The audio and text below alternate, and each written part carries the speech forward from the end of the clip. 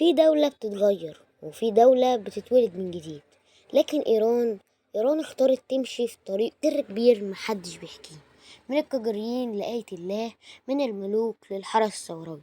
ده تاريخ بلد بيغير خريطة الشرق الأوسط بحساب.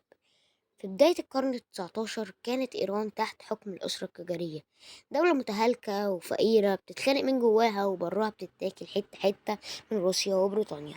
كل حاجة كانت بتنهار، والملك وقتها مشغول بالبذخ والجواري. دي مش دولة، دي مسرحية حزينة شغالة من سنين. أما في 1925 رضا بهلوي استغل الفوضى وقلب على القجريين وأعلن نفسه شاه لإيران. بدأ يعمل دولة جديدة بجيش نظامي، بمصانع، ببنية تحتية قوية، بس برضه بالقمع وبالحديد وبالنار. إيران لبست بدلة جديدة بس جواها لسه في جرح قديم. 1953 في عز ما إيران بدأت تقف على رجليها، رئيس الوزراء مصدق حاول يؤمم النفط. فجأة الدنيا ولعت، المخابرات البريطانية قلبوا عليه وعاد الشاه للحكم. من اللحظة دي إيران ما بقتش حرة، بقت ملعب للمخابرات العالمية.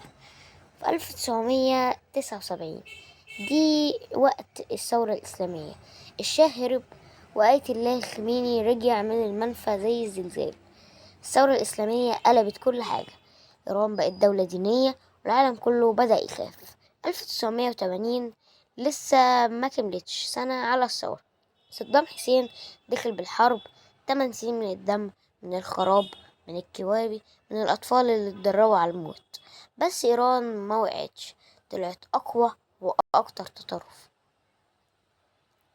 إيران بدأت توسع نفوذها في سنة 1990 لحد 2000. لبنان وسوريا واليمن والعراق، كل دي دول إيران أخدتها واستولت عليها. مش بس دولة، دي بقت مشروع فكري ومذهبي. كلمة السر إيه؟ حزب الله وولاية الفقيه.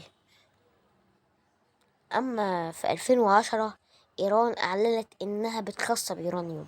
الدنيا اتقلبت، عقوبات وتهديدات وعزلة، بس إيران ما رجعتش ورا، بالعكس كملت وخلت الكل يحسب لها ألف حساب.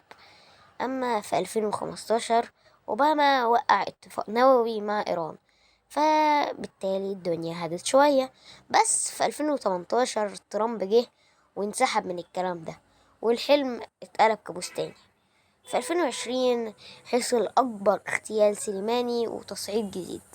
أمريكا تغتال قاسم سليماني العقل العسكري الإيراني، والرد جه ضعيف بس الغضب لسه موجود. وإيران دخلت في دوامة جديدة كلها ضلال وغموض.